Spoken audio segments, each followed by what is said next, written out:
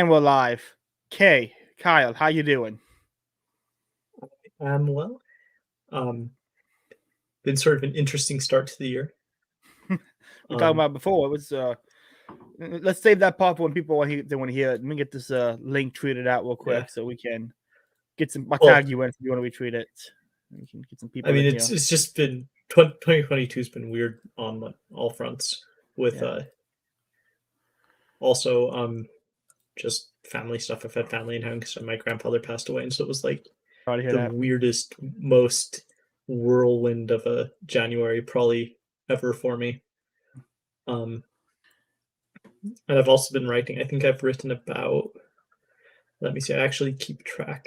I've written almost 30,000 words this year so far. Wow, that So was a lot.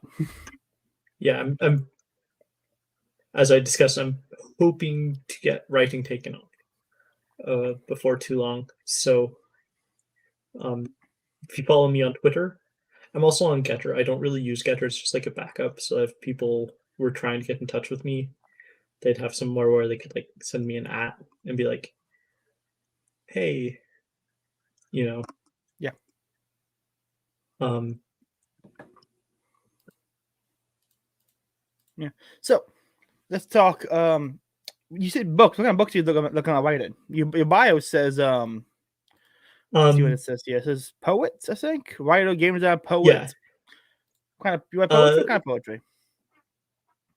I so I'm so non-committal that I have a little bit of everything. So I've written free verse. I've also written more structured stuff. I'm not really writing a bunch of poetry right now. It's just something I don't have as much background in Mm-hmm. as some of the other stuff. Um, Part of it is also a lot of my fiction writing is more experimental in format, so I include um, one of the things that I was working on when I did my master's in fine arts. I actually have a mostly finished, not ready for publication novel written, Cool. and it's a trilogy. And the the novel that I wrote is the middle novel, and the third novel is post-apocalyptic. The middle novel is apocalyptic. The third novel is post-apocalyptic, and I actually started on it first, and it's written as an epic, so it's actually like in an epic format, Hmm. um, but really sort of incomprehensible and hard to read right now. Hmm. Um, Somewhat by design. I believe that if you're writing literature that's easy, you're probably not doing it right. Yeah. So there's a distinction there between like general market and like not general market. And so I do write for a general market. But right now I'm working on a game. Um, if you follow me on Twitter, you may have noticed that I occasionally retweet an account at Lore Shaper Games. That's actually my game company. Let's Um, see if we can find I this don't here. have many products out that recently, but I'm working on a new one What was it that called again? should uh Lore Shaper Games at Lore Shaper Games. Um and I'm working on a game that will be probably my most ambitious game yet.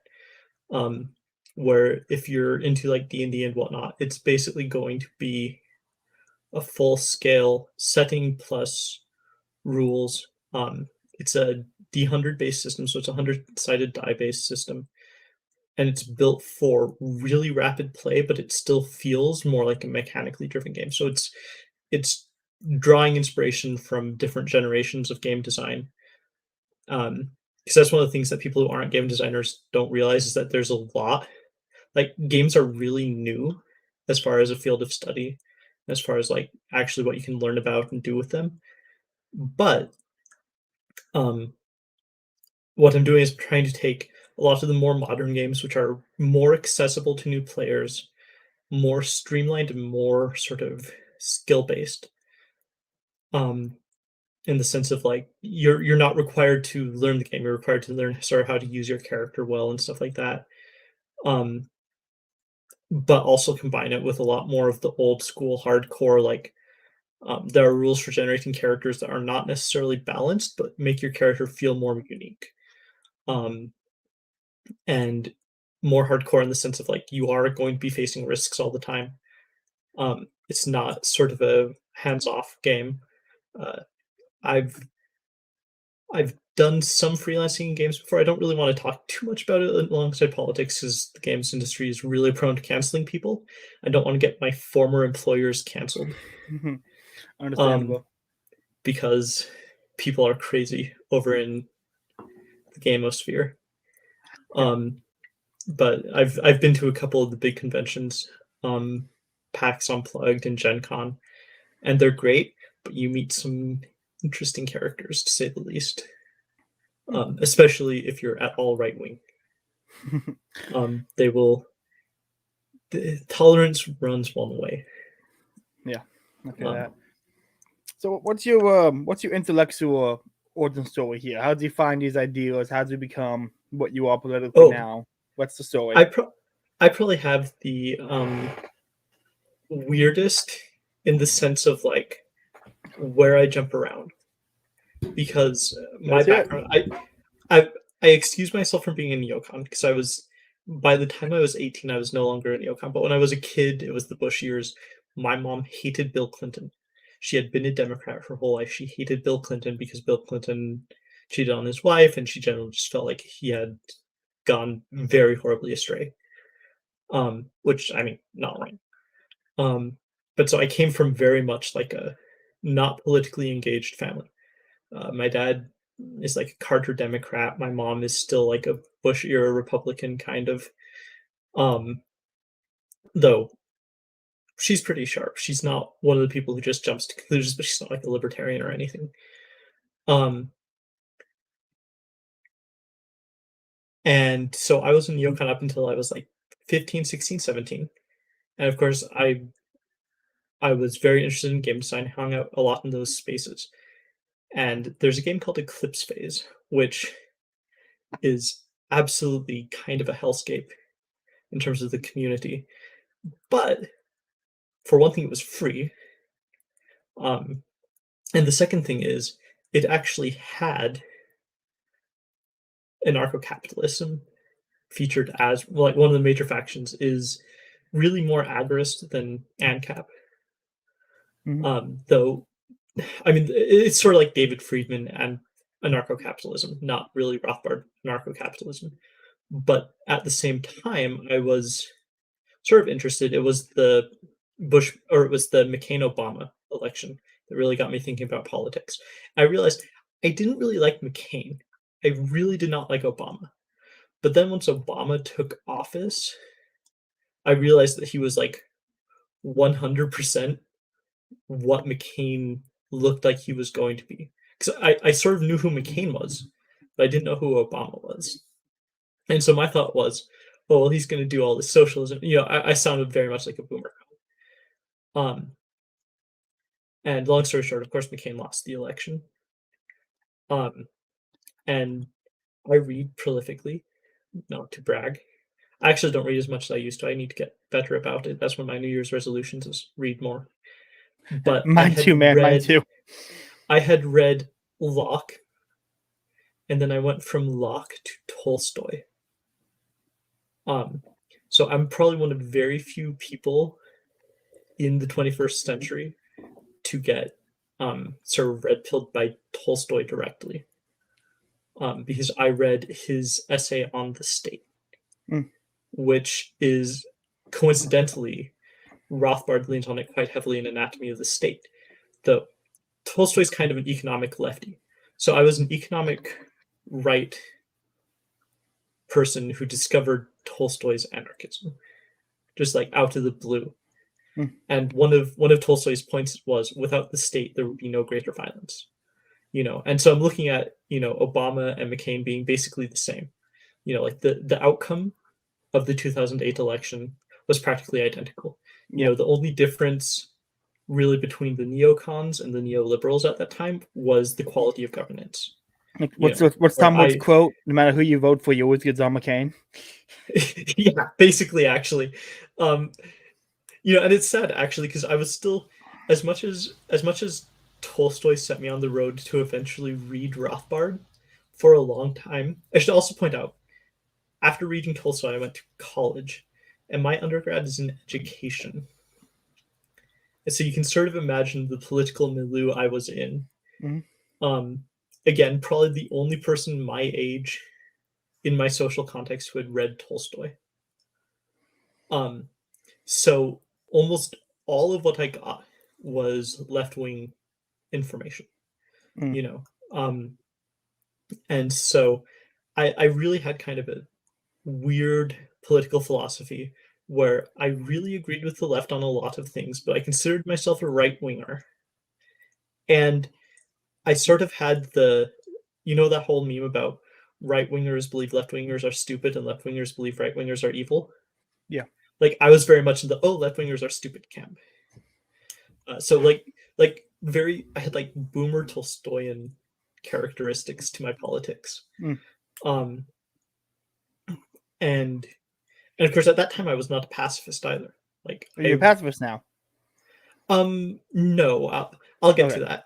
Okay. But anyway, so I got through college, had some awful experiences with. At the time, I didn't realize it was sort of the first wave of CRT, because, and when I say first wave, I mean first wave of it going out into the schools. So like when people say CRT isn't in schools, it's like, no. When I was in my undergrad classes, we read the Unpacking the Invisible Knapsack, which is like baby's first CRT.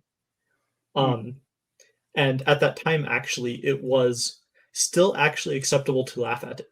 And some of it is, I went to ASU, had relatively large class sizes, very diverse.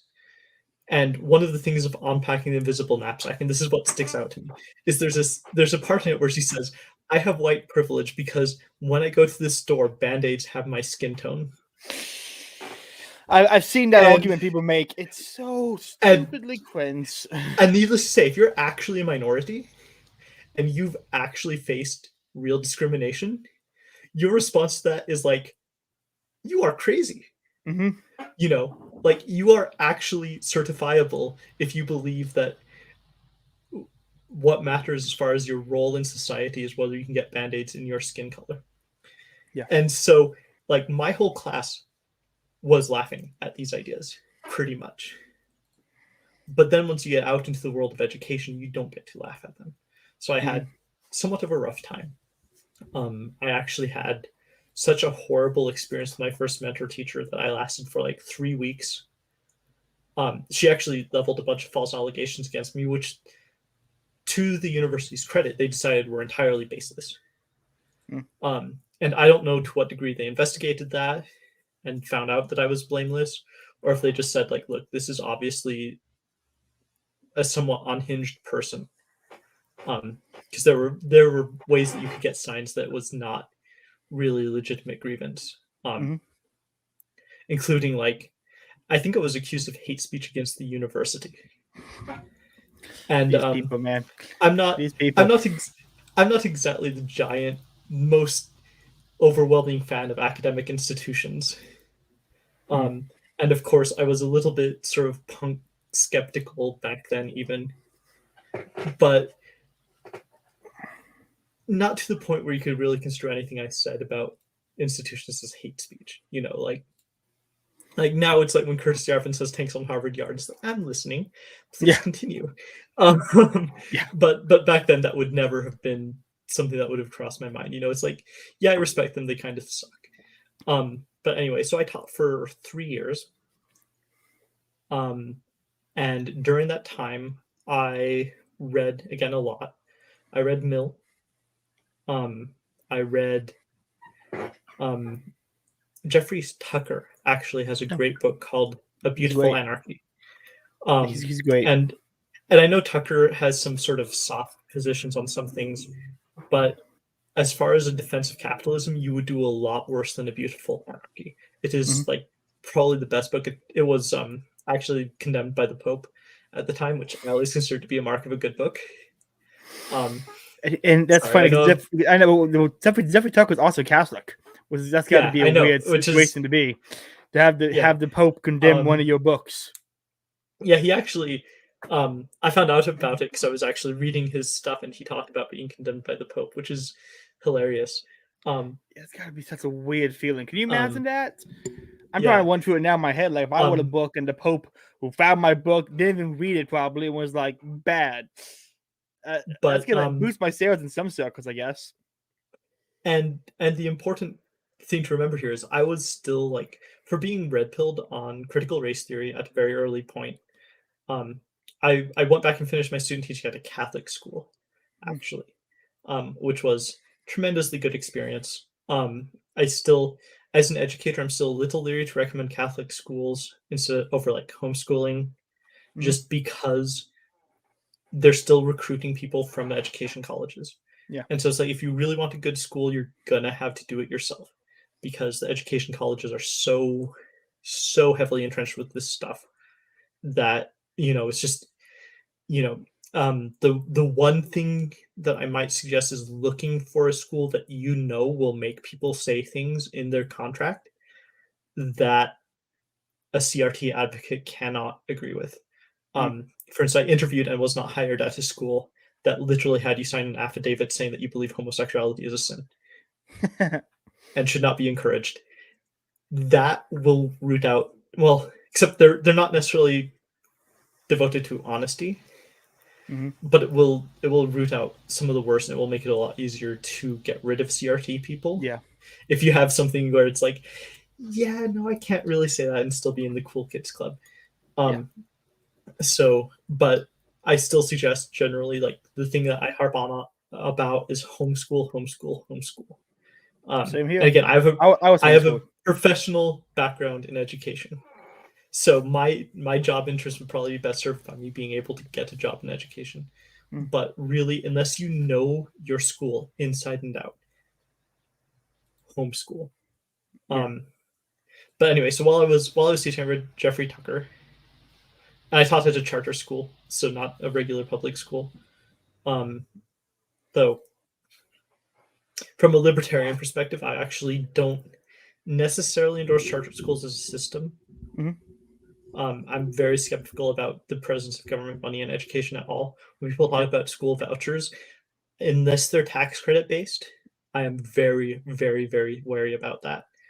And even if they're tax credit based, I'm worried about that because you're still giving the government the ability to say this is a legitimate school that can receive funding, this is one that isn't.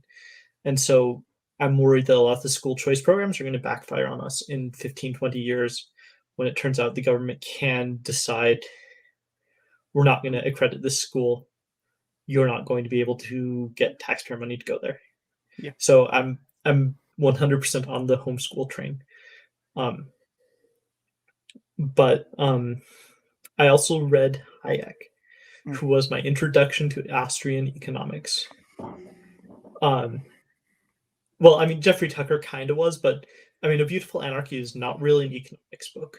Mhm. Um, like it's an economics book in the sense of like it teaches you the basic principles and how capitalism operates.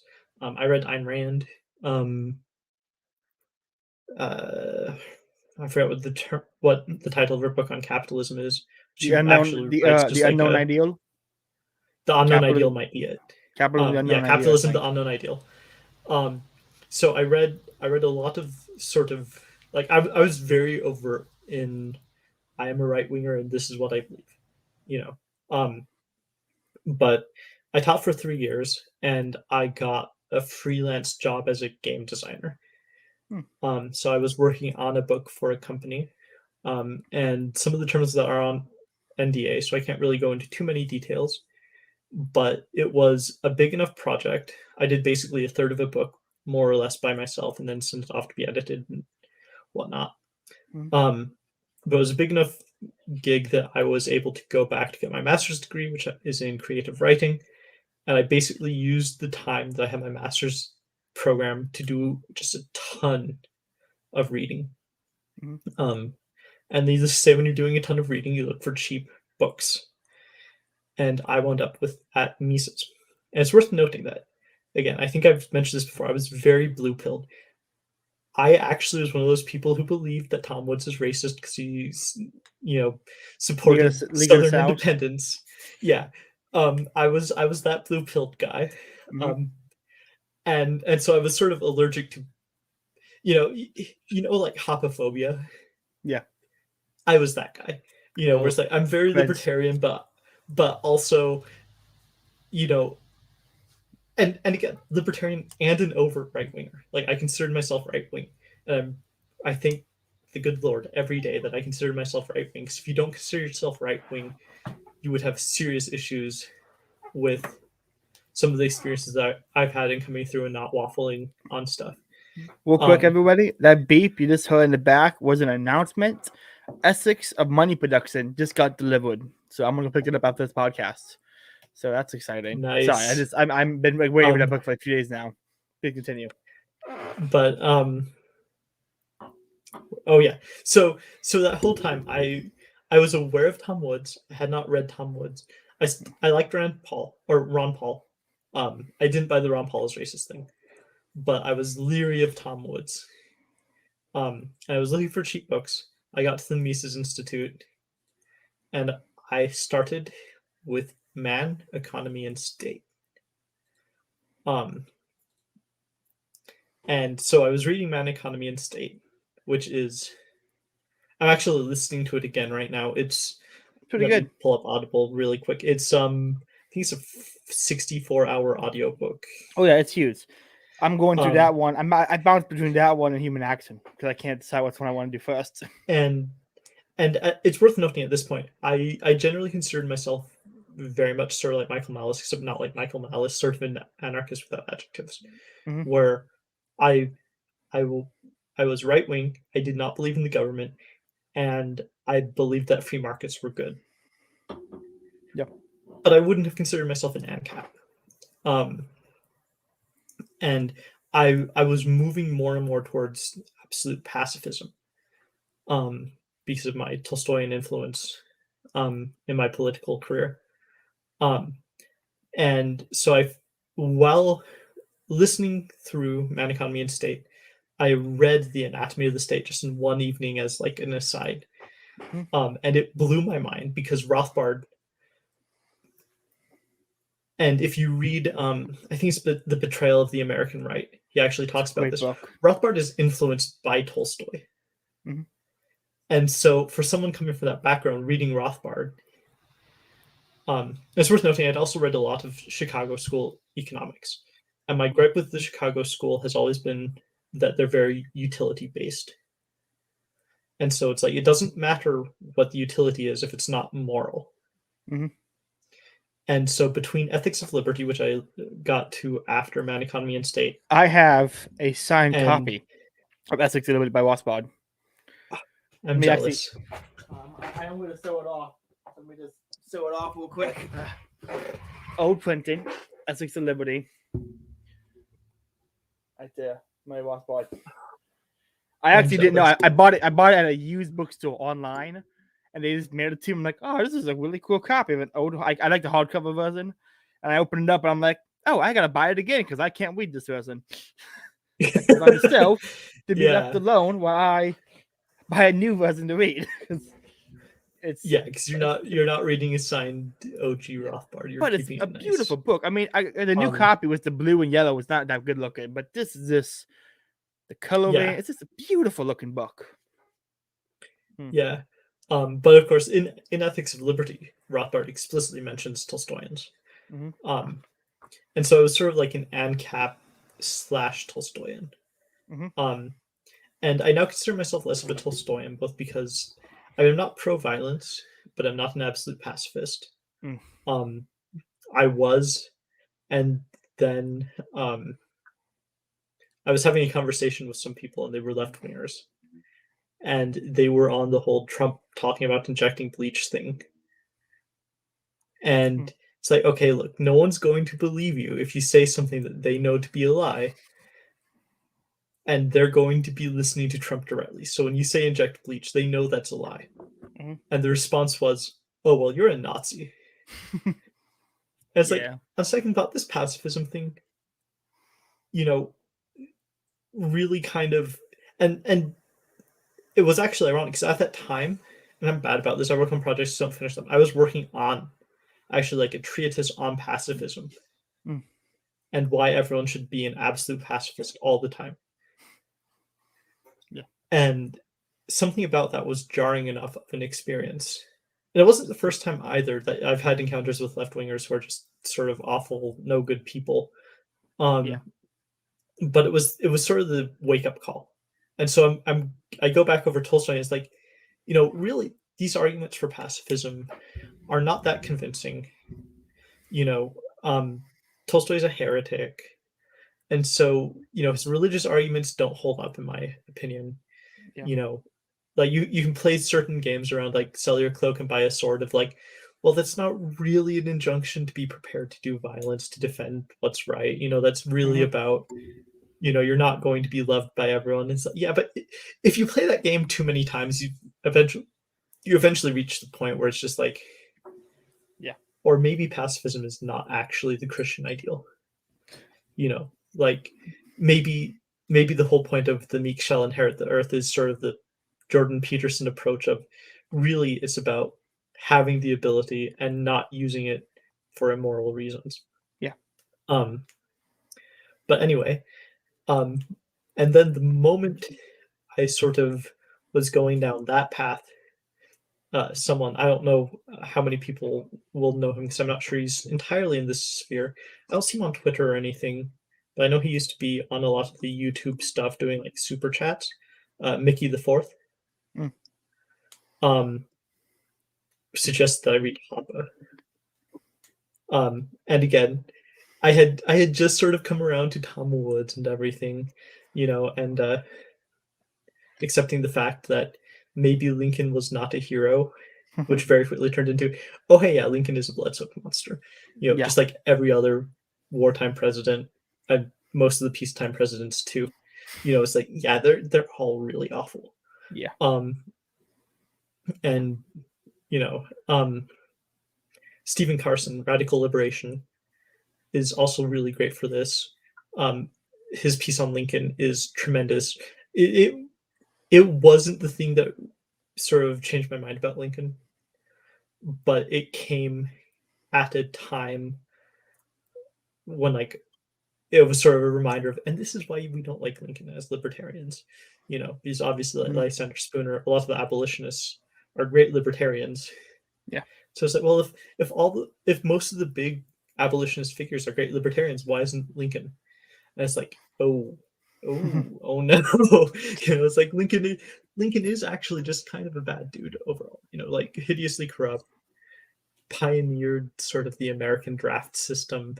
Yeah. Just he is the absolute worst. I have Thomas Zeta Windsor coming on next month, so we're going to do we're mainly going to talk to socialism, but I got to bring up Lincoln because his book on Lincoln was my red pill on history, and so I'm looking forward to talking to him.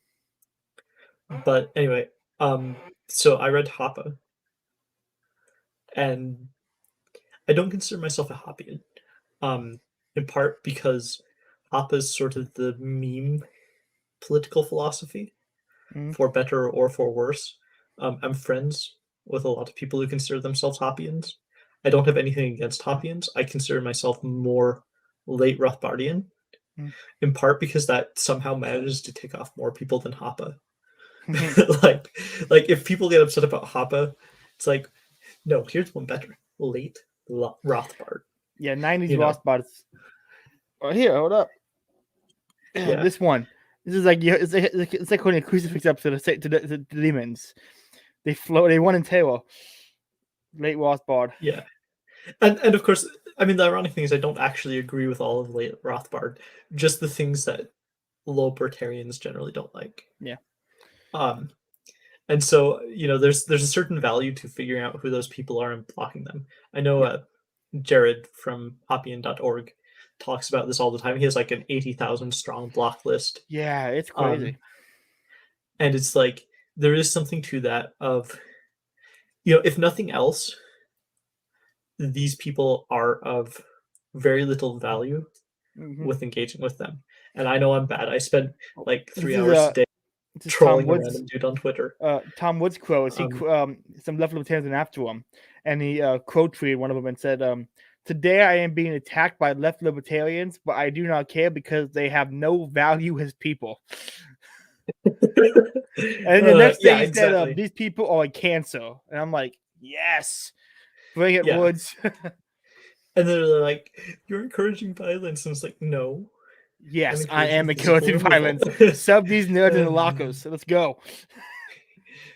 A Low grade violence, little, not little the bit of Michael violence. Malice High kind. school violence. Yeah, just like, sorry, you're not.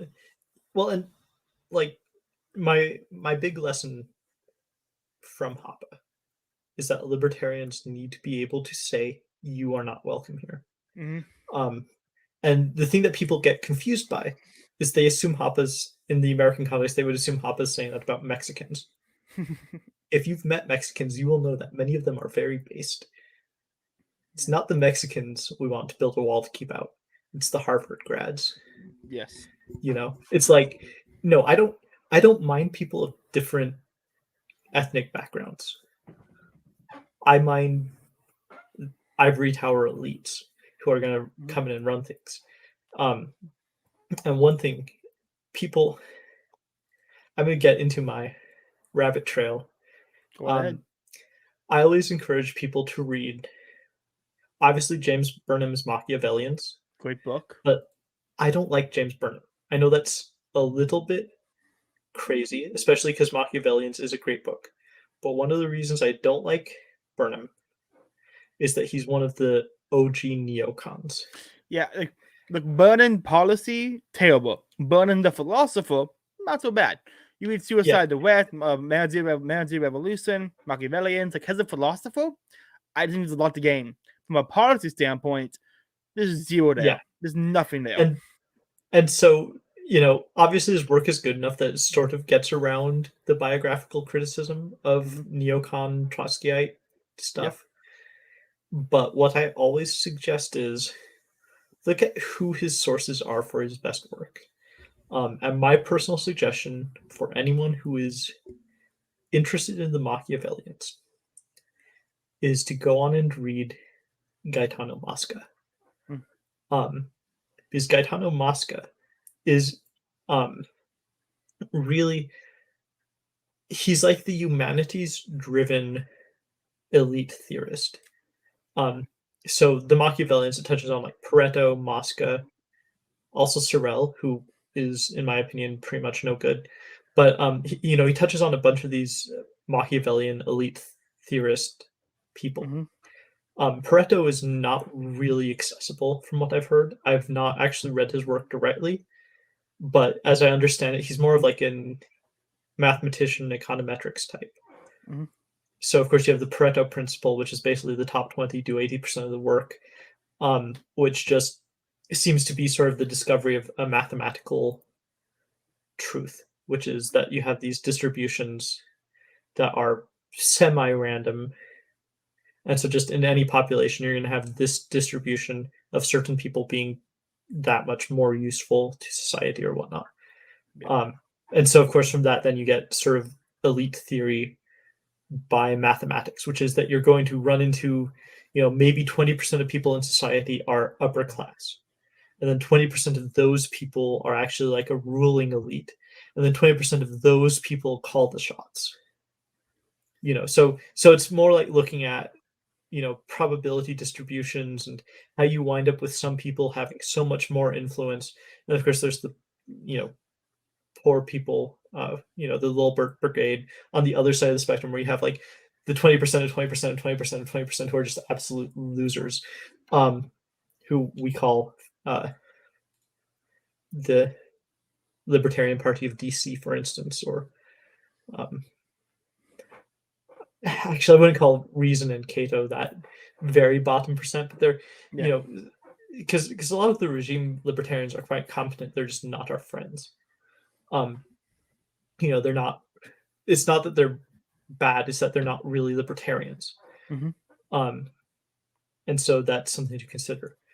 But Gaetano Mosca takes theories very similar to Pareto and sort of demathematizes them. So like if you've read Machiavelli, you can probably pick up and read Pareto. And Machiavelli is a very short, easy read. You probably don't even really need to read Machiavelli to read Pareto. Like Mm-hmm. he's not, or to read Mosca. Like, he's long, but he's not particularly intense. And he's writing, sort of like how Rothbard, when he wrote Man, Economy, and State, lamented that there hadn't been like a solid, cohesive economic treatise. Yeah. Well, The Ruling Class by Gaetano Mosca is like that comprehensive treatise sort of book. So you don't really need a background to read it. He'll make a few references to things that you might appreciate knowing, but nothing that you can't get from like a 5-minute Google search. And basically, Mosca's idea is that you have this ruling elite, which is sort of a cabal of people with loosely outlined interests. And the important thing is that it's not really a conspiracy in the way the modern conspiracy theorists look at it. Because that's one of the places where a lot of people go astray, is they have this conspiracy of certain groups, or even more correctly, but not entirely correctly, like the Skull and Bones Club or whatever. They'll have this idea of like, oh, it's this group that's the ruling elite, and they're working in the shadows. These reptilian lizard people. That is not really what elite theory is, and so it's important to draw that distinction there. When you get into Mosca, I keep saying Pareto when I mean Mosca. When you get to Mosca, what he explains is how you have these different levers of control that the ruling class used to get up to the top. So obviously, there's merit is a big part of it. It's not exclusive though. Obviously there's nepotism and whatnot that goes on within the ruling elite, because the ruling elite basically has two functions, and one is to gain power over society, which has legitimate purposes as well as illegitimate purposes. Like, the ruling elite can be entirely benign because you're looking at just, again, to use the Pareto distribution, there's just going to be some people in society who are more capable than others. And actually, Rothbard uses Mosca in his Critique of Democracy to say, Mosca has this point: when you get to the ballot box, your options for who you vote for have already been decided. You don't get to say, oh, I'm going to vote for my friend Tim down the street, who is a great person, love him, everyone likes him. If he's not on the ballot, he's not winning that election, most likely. And we do have some systems nominally to get around that in democracy, that you can do write-in votes, but the ruling elite are the people who run the ballots. And so if you're not on the ballot, you may have a great ground game, you may still win the election, but it's not even an option for you to set the terms of discussion. And so that's one of the reasons why, like in the 20th century, the left was very good at adjusting the Overton window. And so now if you were to say, well, actually, to take from Hoppe what must be done, only property holders should vote. Well, the ruling class has for the past century made a case in media that the reason why you vote is to protect yourself from the ruling class. Well, but compare that to Mosca's theory. Mosca's theory is that the ruling class sets the ballot. And so then it's like, well, is voting your way of protecting yourself from the ruling class? And the answer is, well, no, because it doesn't work that way. Democracy, Mosca actually calls it like a civic religion. And one of the things that he identifies, and he's writing in, I'm going to get this wrong and people are going to yell at me, or probably not yell at me because they're not going to know it either. But I think my copy of The Ruling Class, which is a digital copy, is based on a 1939 edition. Let me see if it has the copyright page in here. No. I think it's published in English in 1939, and of course in Italian before that. So, he's writing very much before what we see. He's writing post Wilson, but to get this out. And The Ruling Class is not his first political work either. It's sort of his culmination of his political theory. So he's Mhm. very much, sort of 19th, early 20th, more so than 20th century as a thinker. Yeah. But one of the things that he foretells is this idea that throughout history, you've had sort of a civic religion and a humanitarian religion. So, for instance, the medieval monarchs, there's a civic religion, which is, the divine right of kings. But then there's also the humanitarian religion, which is Christianity. And he actually draws comparisons between sort of Islamic monarchies, where often the sultan represents God on earth, even though obviously Islam doesn't really give the king actual any divine status. Mhm. But he's sort of like the head of faith as well as the head of state, versus Europe, where you have that separation. Um, and one of the things that he is very adamant about is social democracy in particular, as opposed to um, Swiss democracy, where maybe there's less of a focus on voting, um, on how societies run, and more of a focus on localism in the system. But these big, large social democratic entities replace the humanitarian religion with democracy, which is really what Mhm. we see with Wilson and later FDR. And he doesn't mention Wilson and FDR by name. It's again an entirely theoretical work. He's not terribly interested in showing examples except in a historical context. He's not trying to say one is better than the other. It's very much an is versus an ought sort of text. Um, and so that analysis that he makes is to say, with really kind of scary accuracy, that democracy is going to replace religion, so that all appeals go back to democracy Mhm. within the civic sphere. And will be told, and he uses the French Revolution as an example of this. We'll be told that the reason why we have to replace our humanitarian religion with democracy is so that we can have these large secular societies where everyone can get together. And it doesn't matter that you might have a Jew alongside a Muslim, alongside a Christian. Mhm. That won't matter because everyone's secular. Now, the issue that belies that fact is, for most of Western history, you had some degree of sectarian differences that did not lead to horrible, awful clashes. More so ethnic than religious. But pretty much every medieval monarch ruled over Mhm. people who consider themselves to be of different ethnic groups, and often had different languages and had different cultures and customs, and typically Catholic, but not even always Catholic. Um, and so, really, this myth of secularism in Mosca's book was sort of not necessarily deliberately created, but certainly adopted by the ruling elite as a way to make democracy sort of both the civic and the humanitarian religion of the masses. So your appeal to the government would go to democracy, and your appeal to living a better life would also go back to democracy. Um, and this is where, sorry, I've sort of rambled. Oh, Any good man. questions about that? No, it's just we're actually running out of time.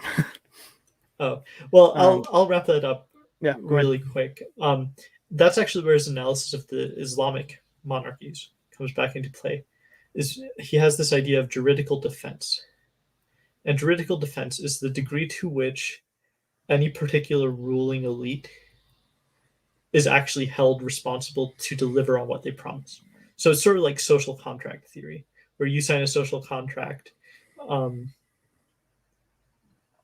sort of by nature of your birth, and you're obligated Mhm. to do certain things. Well, Mosca basically says, you know, the ruling elite has this deal with the people, and the people have this deal with the ruling elite. And when juridical defense goes down, the people keep their end, but the ruling elite does not. Mhm. And so, one of the things that he pointed out is, in these Islamic monarchies, if you had a sultan who was really powerful, they could do whatever they wanted, because they were also in charge of sort of divine law as well as secular law. And So we hear, like the phrase "narco tyranny" bandied around. Well, it's exactly what happens when you have the civic and humanitarian religion of a society mesh. And so if you have democracy as your source of moral virtue as a humanitarian religion, and your source of political binding as a civic religion, then suddenly if the ruling elite is, the democratic cadre, and right now it would be the Democratic Party, in a few years it might be the Republican Party. In reality, it's probably more Washington D.C. in general. Because like if a Cato or Reason type somehow got elected, they'd be the exact same thing. They'd still be part of the ruling elite. And so one lesson for libertarians from that is you need to become the ruling elite. And it doesn't mean, just make more money, bro. But it does mean you need to be thinking about how are you going to take over and replace. So like with the Mises Caucus and the Libertarian Party, where they're talking about olive branches. It's like, no olive branches. You win and you take the spoils of victory. And you say, we are the ruling elites now. And you can treat people fine. Like that's the whole point of ultimately, ideally, when we hit a libertarian ruling elite, the point is you treat people fine unless they're doing libertarian things. Yeah. If you're aggressing against people, that's not okay. If you're not aggressing, that's totally fine. And then like it's my equivalent critique of the GOP Mises Caucus, which is you do not realize the degree to which you are dealing with very clever political animals who are themselves entryists to the party oftentimes. And so like your ability to take over and divide and conquer and turn the Republican Party into what the Libertarian Party ought to be is going to be very difficult unless you're very realistic about it. And you say, oh, well, we're just going to start local and build up. It's like, yes, but like one analysis would be like Kimberly Klacik, great candidate from a Republican populist perspective. Why did the party totally abandon her? Because she was a threat to the ruling elite. So it's like that level of analysis. And again, Yarvin is kind of into this. I disagree with Yarvin on a lot of stuff. But it's one of those things where so many libertarians need to hear actual political theory outside of our camp, because our camp is great about the morals that we should use when governing, but not good at getting there. Yeah, no, absolutely. Well, Kyle, it's been a lot of fun. What can people find you at? Well, at kwilliewrites on Twitter. I have a Getter account. I don't really use it. I have a Substack, Not Your Countrymen, where I am known to post thermonuclear hot takes, including my latest hit, Don't Ask for a Free Speech Platform. And again, Lore Shaper Games, I should have stuff coming out. Most of the big things I will make sure that I tweet out on Twitter at that kwilliewrites thing. I do also have websites that if I got banhammered, you could find my stuff there as well. Sounds good. Well, guys, it's been Faith, Liberty, and Praxis, Season 1, Episode 4.